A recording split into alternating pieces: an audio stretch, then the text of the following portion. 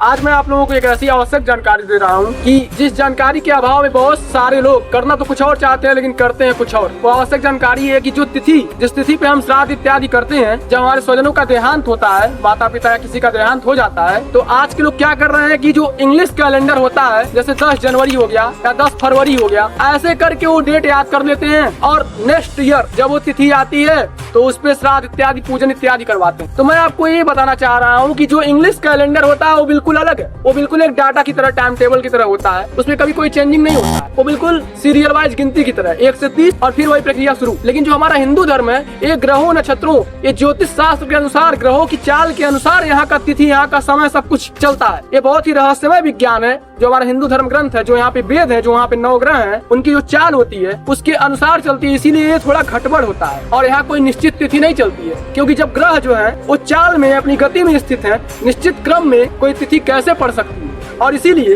वेद का और शास्त्रों का संबंध उन ग्रहों से है और इसीलिए यहाँ का समय, तिथि, मास, पक्ष, एकादशी, द्वादशी, अमावस्या, पूर्णिमा, इस तरह जो ये पड़ता है ये बिल्कुल ही नियमित नहीं होता है। यहाँ का समय बिल्कुल दूसरा है। यहाँ का वर्ष, यहाँ पे प्रार्थ होता है, कल्प होता है, यहाँ का सब अलग है। तो मैं आपको ये सलाह देना चाह रहा हूँ कि जो ये आप डेट जिसको आप याद रखते हो, ये इंग्लिश नहीं, ये हिंदी होना चाहिए, हिंदू पंचांग के अनुसार होना चाहिए, जो कि 9 ग्रहों की चाल के आधार पर होता है, जिसका कि शास्त्र से संबंध है। तभी जो आप करते हो उसमें लाभ होगा, नहीं तो आप बिल्कुल कुछ नहीं कर रहे हो। यदि जिनसे ये गलती हो गई है, वो जिस वर्ष उनके स्वजन का देहांत हुआ है, उस महीने के डेट को, जैसे 10 जनवरी, 10 फरवरी, और उस वर्ष के कैलेंडर पे जाएं और उस डेट को याद करें, देखें, और वहाँ का जो हिंदी दिन था उस दिन और हिंदी जो समय था, तिथि था, उसको याद रखें और फिर से इस गलती को सुधार दें।